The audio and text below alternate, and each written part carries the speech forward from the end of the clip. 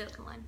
Hey, good morning. Hi. We made it. We made it. Thanks for waiting, guys. Yes, definitely. Thanks for waiting. It's like a traffic issue. She came a long way. So, hold on. I'm going to put this a little bit down. So, okay, just look cute, Beth. How is this? Am I doing cute? Adorable. Am I doing cute well today? Good to see you guys. I hope everybody's doing great this morning. If you're on, say hi to us. We want to see. There's Jackie. Good morning, Jackie. We want to say who's here. So yes, say hi. definitely say hi. Chime in. Look, you got some hearts. Yay! Already? Wow. I know. Love Hearts you guys. for You guys are Thursday. the best. You're almost made it to Friday, you guys. So congratulations. I'm ready for Friday. Are you? What are you doing this weekend? I don't think I'm doing anything this Hey, weekend. that's even awesome. Don't tell anybody. I might have to do Something it. might pop up. Just keep that our secret that I'm not doing anything Don't this tell weekend. anybody at all. I'm going to New Mexico tomorrow, you guys, at 4 o'clock fun. in the morning. So, That sounds like fun. yeah, we're doing a girls' trip. My sisters and my mom, and we've never done it before. And actually, my mom has 7 brothers and 1 sister. And so her sister and my girl cousin is coming too. So we'll be 6 Total of us. girl thing. Mm-hmm. We're Total going to the girl balloon thing. festival. You know that one where you see like hundreds of balloons? I think it was like 68 football fields worth of balloons or something like that. It's Oh my something goodness, like that's a super lot of crazy. balloons. Yeah, but hey Jerry, I see Jerry and Debbie this morning. Great to see you guys. Make sure you say hi if you didn't yet because we want to know you're here. Well, we have an amazing guest for you today. If you know Beth, you know she's amazing. And I just wanted to share this vision with you. I had one, this was a long time ago, and it just came back to me this morning. Wow. It was actually a dream. It wasn't a vision, but I had a dream where somebody owned a bookstore, but it was like way down in a cave. It was like 9 stories down in a cave. And when someone would click on their website, what they would feel is that coming out of their computer would be this cool blast of air that was exactly what was in the cave. They were getting the presence of what was in that bookstore, but you could feel it through the computer. And I had this picture of, you know, you're sitting there at the side and they type and then this blast of air comes out. And I was thinking of that today, that whatever is going on, I want you guys to feel what's going on in the room here. Yes. There's Tom. He Hey, said, baby. hey, those are blue chairs. Yeah, she brought them from back Yes, I did. All the way. Loaded them up in the car. She has the same exact chairs, you guys. I know, exactly same. I know. No, we just twin in clothes and We're twin in twins. chairs. You know, we just got good taste. That's right. Twin and inspiration. Yes, we encouragement. do. We do. We do. So I know that what Beth is going to bring you today is going to be just one of those things that hits you like an air blast of cool, refreshing air. So let's get started. We got a lot to share. I got so many questions, you guys. She did We're have going to a have lot. to narrow them down, I think. But That's okay. I don't want to let go of any of them. It's all stuff I want to know. Okay, Right? I'll do my best to make my answers exact. It's too funny. It's like 140 characters. Yeah, exactly. Twitter answers. Yes. No, really, no. Tweetable answers. Tweetable. Okay, so Beth, would you take a couple minutes and just tell our viewers that are watching this morning about you? What do you do? What's you? Oh, what is me? So I am a Christian author and speaker. I wrote the book Stronghold: The Secrets Beyond the Wall, and I have an online ministry called Remade, and it's an online virtual mentoring community where we take people from trying to get it right with God to thriving in the relationship with God. And I've been in full-time ministry, well, I've been in ministry for probably over 20 years. Okay. But I've been in full-time ministry where this is my job for about 6 years now. Wow. I've been married for 28 years. Wow, congratulations. That's a big 28. deal. My husband, Tom, who's hanging out here. And we've been married for 28 years. We have 2 kids, adult children. Our daughter recently got married. I saw that. So we have a new son-in-law. Aww. And my son is a sophomore in college. So, Aw, yeah. that's So we're great. empty nesters, sort of. Even though our son still lives at home, it feels like He's never there. Yeah. I hear you. Yeah. So that's me in a nutshell. Oh, I love it. Okay, so tell us about, I don't know very much about your growing up, actually. So tell us about, take a couple minutes and tell us about your growing up and who was your greatest influence when you were growing up. Tell me about that. So growing up, I grew up with 3 brothers, and I we lived in Northern California here, not too far, Hillsburg. Oh, That's okay. where I grew up. Oh, gosh. And just your average small town family girl, nothing too unique about growing up. However, I found out when I was 8, 9 years old that my stepdad, or who I thought was my biological father, he's actually not my biological father at all. Oh, wow. And he met my mom when I was 6 months old, and married her when I was a year old, and I grew up only knowing him. Yes. So that was a defining moment in my childhood, and created a lot of what my testimony is today out of that, learning that I wasn't a biological kid, and my last name wasn't my last name, and my brothers weren't my brothers, and it was a very interesting, it really marked a spot in my life. But growing up, I grew up in a family that did church as just what we did on Sunday. I didn't know about a relationship with God. We just went to church on Sunday. And my greatest influence, I would say, just influential overall, would be my grandmother. Okay. If I think of some of the greatest memories, she taught me how to can and sew and all of those domestic things that most of us don't know today. Yes. And she was an entrepreneur, and she started her own restaurant, her own. Wow. Runs deep in the genes. Yes. She raised 13 children on her own. Oh my gosh. Yes. So she's amazing strong. Woman. So she probably was super influential, the most influential. This most spiritually influential, I would say, was my grandfather on my dad's side. Okay. I just remember him always reading the Bible. Oh wow. That's what I remember. That is so awesome. That's probably why I got saved, was they probably prayed me into the kingdom somewhere in there. Praying grandparents do more than anything in the world. I'm totally convinced. Yes, I am convinced. Have such a different impact on their kids, Yeah. So, and now that thing when you were talking about with your dad, was that kind of like an identity shift for you? It actually, I was very unaware of it at the time. I was 8, 9 years old, so I don't know that I was cognitively aware. I'm having an identity shift right now. No, I don't think any of that was, I was aware of any of that. But later on, when I became an adolescent and teenager, and that really impacted my identity. Oh, wow. Really impacted how, I don't know if in that season of my life, I don't know if I always felt like I didn't belong, or I just suddenly became aware that I didn't belong there. So I don't know what it was, because I don't have clear memories, but I remember growing up after about 9 years old going, I just never feel like I just don't belong anywhere. So that was something that once I got saved, God had to work in me, that I do belong, that I belong to Him, that I have a new family, and I have a new identity, and that's been a deep healing that He's brought over time. That's so good. I love that. And that I could trust Him. Okay. Because when authority like that leads you to believe one thing. Yeah. So it kind of eroded the foundation of your trust. Right. And then you had to learn again to trust again. So God had to teach me that it was okay to trust Him. Wow. That's big. And what He says is true. And I would say probably that healing has come over the last couple of years, and I've been saved since I was 23. Wow. So over 20 years of, growing up. I just know God's never done with us, ever. no matter what. how old it is. Yeah. That's right. And I saw Jen South said hi. Hey, she said, "Oh, there's my beautiful friend Beth." I think that's what she said. I just adore Jen. I know. Hi, Jen. She's my gorgeous so good friend to see Beth. you. And Jackie said grandmas are a great influence on their family. Is your grandma still alive? No, none of my grandparents are still living. Yeah. Okay. I have one left, but it's not going well. Oh. So anyway, but she sounds like an amazing woman. She was. She's hard. Okay. But she was. She was sounds like it. She was influential. Yeah. Well, so one of the first things that I saw you walk through, it seemed like a hard thing, and I'd love it if you were able to kind of unpack this a bit, is when we've been friends for a little bit, but I haven't known Beth a real long time.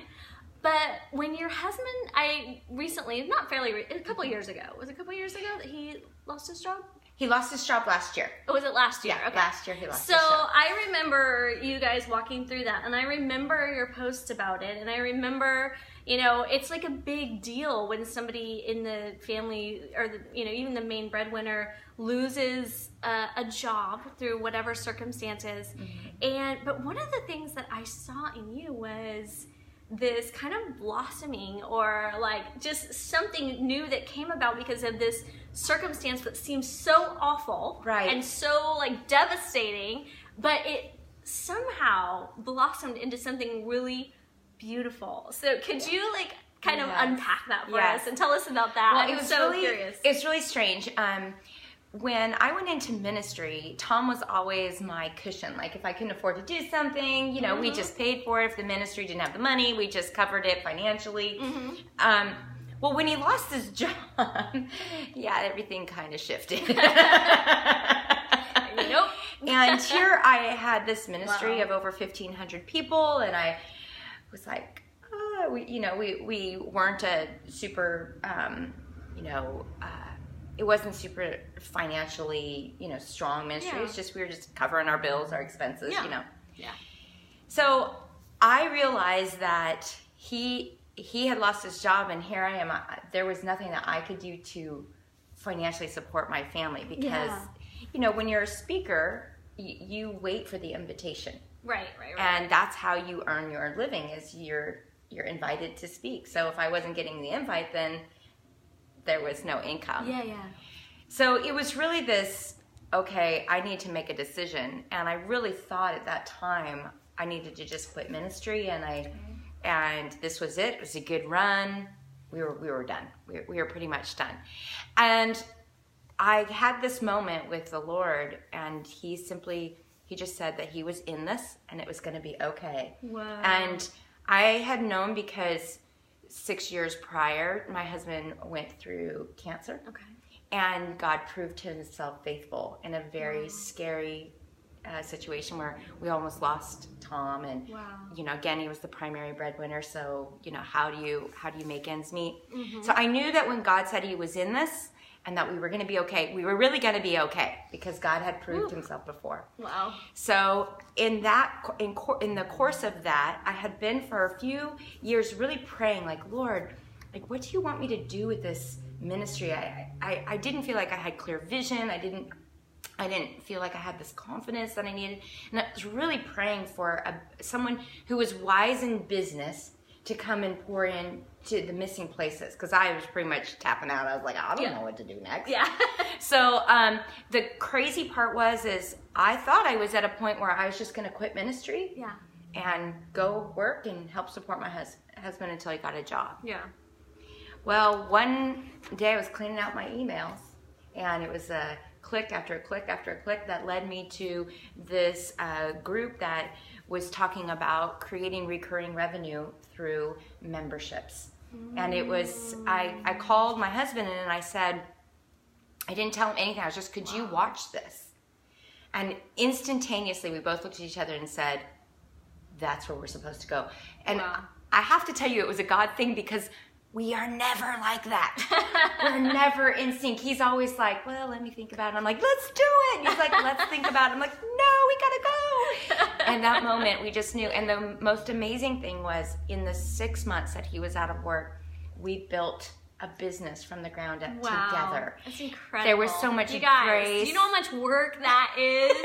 It's too much for one person to do in 6 months. Yes. Like reality. It was. And our daughter was getting married, and our son was graduating, and all of that was going on.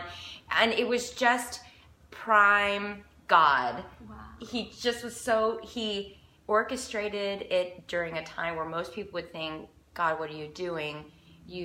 But God said, this is my plan. And the crazy part is that he brought all the speaking engagements and book sales to fund the entire restructuring of the ministry into this. It was such the hand of God.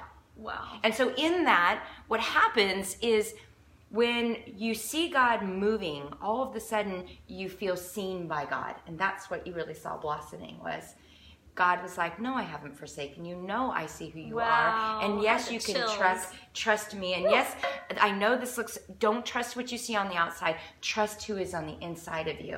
And that was me the whole way. I was just like, God is with me. God is with me. Wow. And then you just took like one step after one step. Yes. After one step. After one step.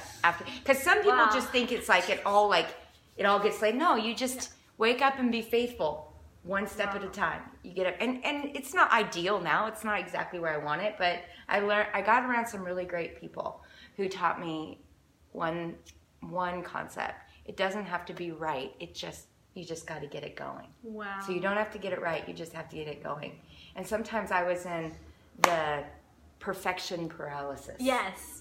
I do that all the time. Yes, and that prevented me from getting there. Oh my gosh. So God did a lot of healing and just all sorts of stuff. And a lot of what I'd been doing for so many years all made sense. Wow. And then, but before, did you have like this perfect vision of what you were going to do? Or were you just like doing like what you felt in your heart? Like, this is what I'm supposed to be doing. It doesn't make sense. Like, I don't even know what it's called. Like the first 5 years of ministry was pretty much, well, I'm pretty sure this is what God's calling me to do. I think this is what I'm supposed to do. I think I'm supposed to have people in my house. I mean, that's how Remade started. Wow. 30 people in my living room. You're kidding. No. And now it's like how many? We have over 2,000 people across the United States, Canada, and Europe. Bring them all to your house. We could work that out. Wow, you started with 30 in your home, and now there's over 2,000. Yeah. Like, all over the world. All over the world, yeah.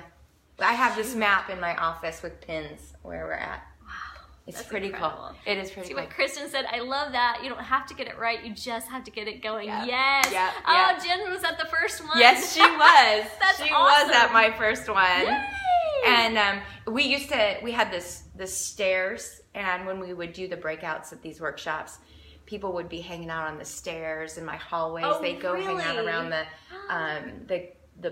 the pool out in the backyard or whatever, and then they started growing, and we could only fit 30 people in the house. Okay. Like we would clear out our living room and dining room, and we bought 30 folding chairs. Oh, whoa. And we lined them up, and then people would still come and they would sit on the stairwell, and so we knew God was in it. And then the first one we did outside of the home was at the Napa campus at the Father's house. Yes, and we packed it with 300 people. Wow. And it's like, you think about people who are, they're feeling like, I see a lot of people, sometimes they have like a mission on their heart. They're like, I feel I'm supposed to be doing this, but I only have 100 followers. But I only 10 people are watching my podcast. Right. Or it's like only the number. But it's not about the number. No. It's just about being faithful and walking out those steps to, the numbers will come, yeah? Yeah. Well, I think God really, yes, everyone wants to see numbers grow because that's an indication of like a fruit. Okay, I'm doing something right and people like so I'm giving them what they want.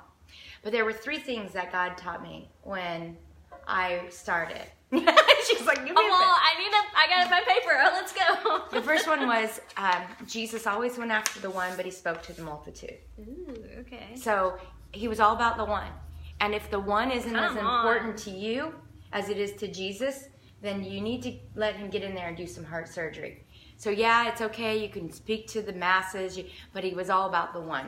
So if God has given you one person to be speaking into their life, treat them as Jesus did the woman at the well. So love the heck out of them. Wow. Because it's what a privilege to be able to have some sort of influence in another human being's life. That's a gift. It is Such a gift. And so that was the first thing he taught me. The second thing he taught me was do not despise these small beginnings. That the Lord delights in the work that has begun.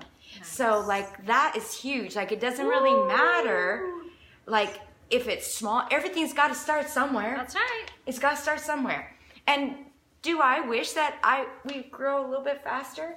Yeah, but every time we've had a growth spurt that was faster than I could manage, it always crushed me. Mm-hmm. So I've learned that the third thing he taught me was those who are faithful in the little will be rulers over the much. Come on. And that when I'm faithful with the little, that it shores me up and strengthens me to be faithful with a little bit more and a little bit more. And so that's what I believe in my heart of hearts, is that people get caught up in the numbers, but the reality is Jesus doesn't care about the numbers. He cares about how faithful you are with what he's given you. Come on, I love that. You know, so it reminds me a little bit. Right now, we're reading about William Bradford in history, who is the guy who was the governor of the first Plymouth group that came over, the believers. And it starts when he has a little boy, and his grandpa gave him one little lamb of his own to take care of. And you just watch him unfold. And I was saying to Livy, like, do you see how it's unfolding? Like, he learns how to take care of the little lamb, and then he learns how to take care of his pastor's family, because the pastor has to go, and his pastor said, will you take care of my family? And then it unfolds to a small group of people, and then he comes to be the first governor in the new world. That's you know, amazing. Responsible for all these people. And it's like, I see that in what you're saying. It's just as God increases our capacity little by little, right? Like, he doesn't just give us, you know how it says, like, when they went into Israel, that if they didn't take it little by little, they would be like overrun by the wild animals. Yeah. They wouldn't be ready Yeah. to take it little by little. And that's just what I hear you saying too, is like, it's little by little that you're growing, you know? Yeah. Let's see. I saw these flying by. Christy said, yeah, touching only one could touch a future 1,000. Absolutely. So and I think true. you and I talked about that with the evangelist that preached the sermon that led Billy Graham to the Lord. Okay, I don't know that evangelist's name, but yeah. Isn't that incredible? Like, and then he's still like in heaven. He's got like, he still gets the responsible for fruit of all these that. people. Yeah. I think this side of heaven, we never know our influence. Come on. We just don't. I don't know the people who have genuinely been touched by even just, like, I remember when Tom was going through cancer, and that was probably one of the most challenging seasons of our life. I mean, my children, it was like the finding out about my father not being my biological father. When Tom got cancer, it was the same age of my children that it was when I found out about my stuff. And Tom getting cancer was a very defining moment in their child development. Wow. In that, I don't remember intentionally going, well, I need to put off this persona. I just lived my life out. Yeah. And our family lived our life out. But I cannot tell you how many people came up to us and said that their faith was strengthened by watching us walk through that. Wow. From a distance. We never talked. We just watched. So you don't know who is watching, and you don't know the influence that you have by just living out your faith. People all think it's got to be dialed in and okay, but it's really like, just live it and let God bring those people. I mean, Jesus, look, he influenced 12. He spoke to the masses, but he went after the one. Like, come on. Come on. That's so good. I was going to see what, let's see. Christy said, the lady who talked to me the night I went home and received Christ in my room moved back north the next day and never heard my story. It's like she doesn't even know. And Christy's doing amazing stuff. When we get to heaven, when we get to heaven, we'll know. Yes. And it's like we won't know until then. Right. The girl who brought me to church. Yeah. Like, she met me in JCPenney. What? Yes. Yes. And I was a hot mess. Hot, awesome. Hot mess. And we were at a new base, and she invited me to church, and a nightmare of a mess. And one day I decided I'd call her, and she took me to church.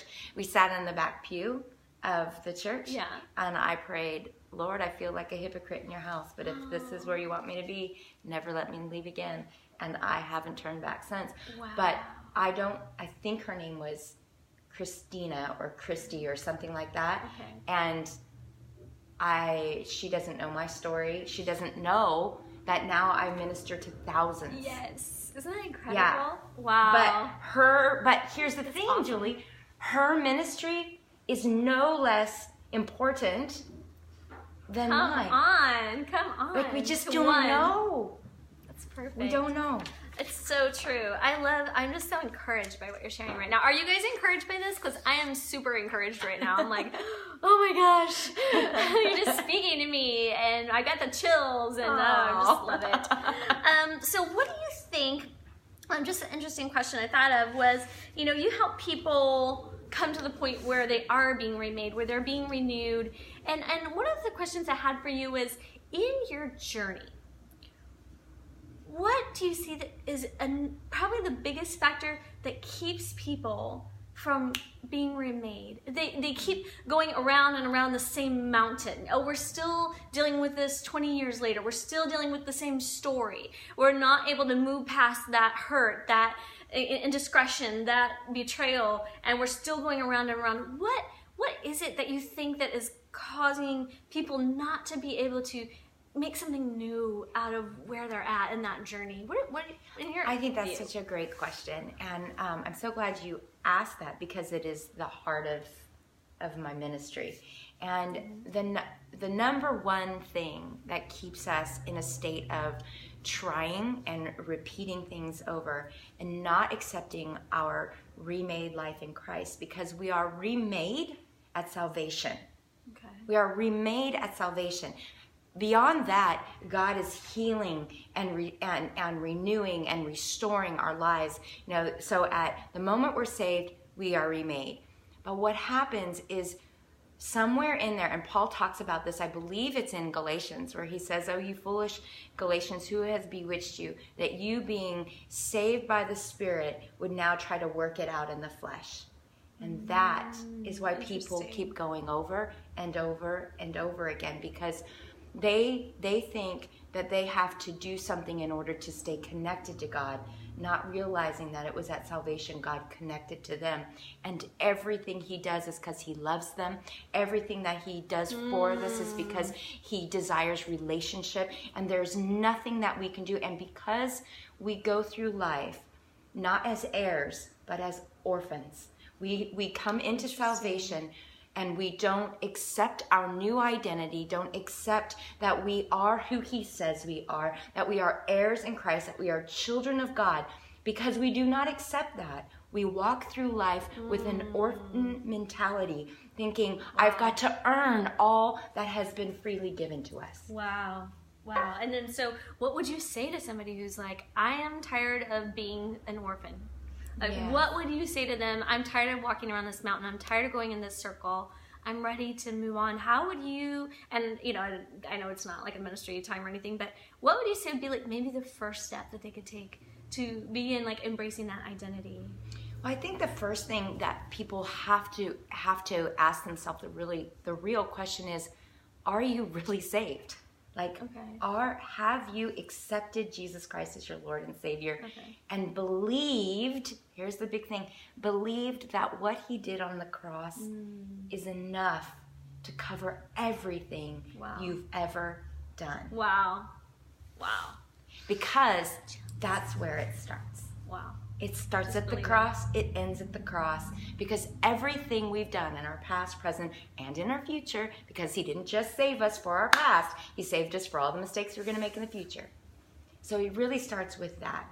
Because if you cannot believe that the cross was powerful enough to cover everything you've ever done, then it really doesn't matter where you go next, because you're always going to start trying to do it in your own strength. Wow. So it's like not about doing it in your own strength. It's about just receiving the grace with the relationship to do that. Yeah. The Lord desires to cover it all. Wow. And the cross was powerful enough to do it all. Wow. So good. I love that. Thank you for sharing that. Thank you for asking me. She's pushing us along farther in our journey, right? Okay, and then I want to I know that we got to move on a little bit. A couple more things. It's like an interview. I know. I'm like, well, you might get the job.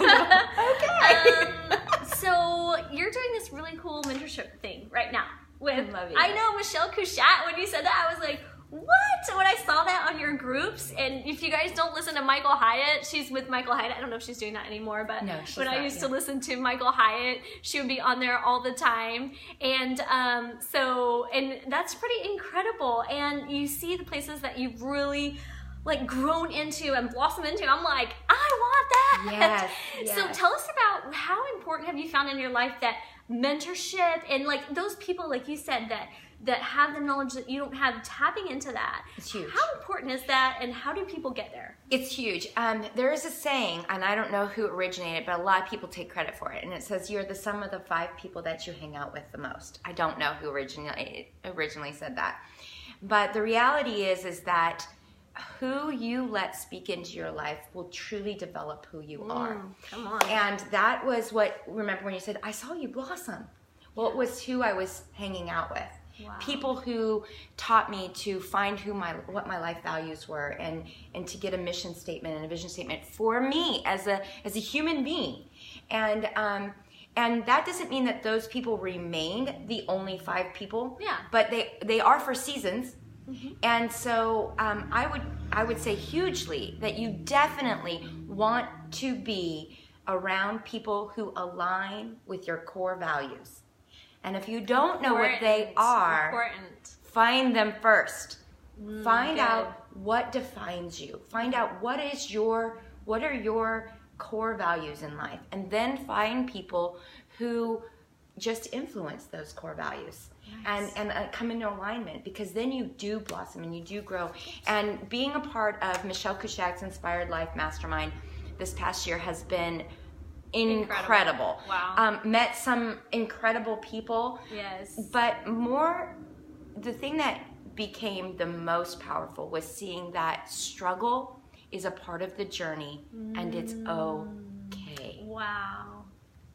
That was huge. Because you think everybody else has it together, Yep. right? Mm-hmm. Like I look at you and I'm like, wow, she's got it so together. Like she knows what she's doing, and she, and you do, like you do know that at a farther level than I do, But I guess what I hear you saying is like it's always we are gonna struggle, you know? Yeah, because it's part of God's way of refining and defining us and keeping us dependent upon Him. Wow. Look, if He brought us into waters that we could swim on our own and stand on our own, there'd be no need for the Holy Spirit. He keeps us in deep waters. Wow. So He can keep us afloat. Well, so how could people find a mentor? If they're looking for someone in that mentorship position, how would you recommend them? Funny, I'm just writing an article about this. Did some research. Mentorship is a tricky thing, because the people you want to mentor you typically have no time to mentor you. Yes. And most people go into a mentorship thinking, what can I get from that person? Yeah. Instead of what can I give them, that it's a collaboration. The difference with being with Michelle Kushak, it's a mastermind. It's not a mentorship. Mm-hmm. Okay. And a mastermind is a collaboration of 10 to 12 people where we all bring what we have to the table. And we exchange our knowledge and we help support one another. Mm-hmm. So it isn't really, sometimes you're on the receiving end and sometimes you're on the giving end. Well, the reality is that's really what mentorship is about. Okay. And you really, a good mentor will never allow you to become dependent upon them. They will never. And in my mentorship program, like when they first started, like, hey, Beth, they were asking me questions, I quickly pushed back and said, did you research this out? Did you pray about this first? What has the Lord spoken to you? Wow. Because no one can speak as well and as appropriately into your life than God can. Wow.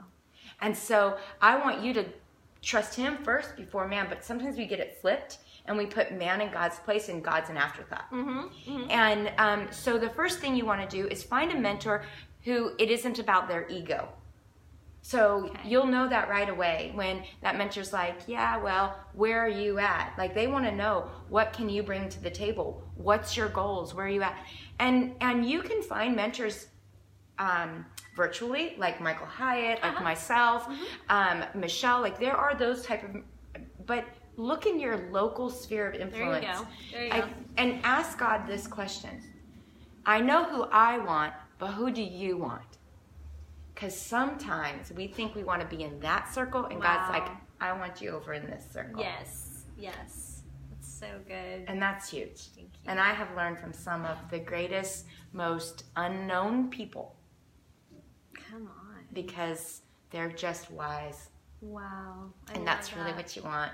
I love that. So that's what I would agree. What's something that you believe that most people don't believe? We're going to wrap it up with like 2 questions here, but what's something that you believe that most people don't believe? You think most people don't believe?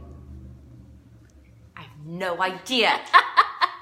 That's a hard question. That we're twins? That's weird. Like we've got the same taste. I believe that we're twins. I'm going to go with that. It's our twins. What? Because seriously, I don't know what most people believe. Because that's very presumptuous on my part. That's true. That's true. Good question. Okay. All right. Good answer. I like it. She stumped me. No, I'm stumped. No. Okay. And then my last question is, think about where you were 5-10 years ago. What you were doing, what your mindset was, what your challenges were, what your problems were, what you were trying to overcome. Think about that, what was going on in your life. And if you had someone out there, let's say someone out there is in the same place that you were 5 to 10 years ago, what would you say to yourself? What would you say to them to get them moving down the road that they need to be on? What would you say? It's funny you ask that question because I was thinking about my younger self in the shower this morning. Aha! It's a holy sanctuary. It's a sanctuary. All mothers know. So 10 years ago, I had young children. Okay. And 10 years ago, I had this vision that I thought I was supposed to be in ministry, but I couldn't see where I was supposed to go into ministry. And I remember feeling like I was missing out. If I didn't get in a game, then I was missing out. Whew. And I'm looking back now. You know, God, when I went into ministry, my children were a lot older, but He was very clear that my first mission field was my family, and that He would not enlarge it until I was faithful with that. Oh, wow. And so I think I would tell my younger self, you're not missing out on anything in ministry, but you'll miss out on everything in your current life situation if you're not present. Wow. Because our children is not a do-over. Wow. Our marriage is not a do-over. Like, that time is fleeting. But ministry, there will always be broken people. There will always be people in need. Come on. There will always, but your family, you will never get your 30s back. You will never get your 40s back. You will never get those moments back. But you will always be able to get back time in ministry. Because people in need, that's not going anywhere until Jesus comes back. Wow, that was so good. Thank you so much very for sharing welcome. that. Like, speaks to me so much about my season in life, you know. Thank you. Yeah. And where can people find you if they want to follow you? So you can go to bethkinder.com and you can follow me there. You can my blog and whatnot, and you can check out our mentorship program at remadecommunity.org. Nice. Yeah. Thank you for being with us. Thank you for the invite. Yeah, I just want to take a minute to honor you. Thank you for leading us all. I feel like I get so much encouragement and inspiration from following you and seeing what you're doing, just like what you're speaking and what you're putting out into the world. It really impacts my world. So thank you for all that you're doing, all that you've invested, and just even today, so many times I've had the chills because what you're saying, it just speaks right to me, and I honor you for that, and I honor you for just your faithfulness and your obedience to follow the call of God in your life and to walk in that and grow in that, and it's an honor to have you here, and I love you so much. I love you too. I know. It is an honor to. I love watching you. I love your whole goal in life. Oh, thank you. I just, like, really, who has that kind of goal? You know, but it's like that one thing. It's like encourage 1 million people before I turn 50, but one person at a time. One person every day. You know, that's the only way you can do it. It's like... Yeah. I think that's wonderful. Thank you. All right. We will see you guys later. If you have any questions for Beth, put them down below. I'm sure she'll go back and answer them. Yeah, I love that too. Rachel said, I love what Beth had to say about family being your mission field. That was so good. Thank you for tuning in, guys, today. This is going to be on YouTube. It'll be on my Facebook Live page, and I don't know, maybe on Beth's too. Oh, I'm going to totally share it and boost it.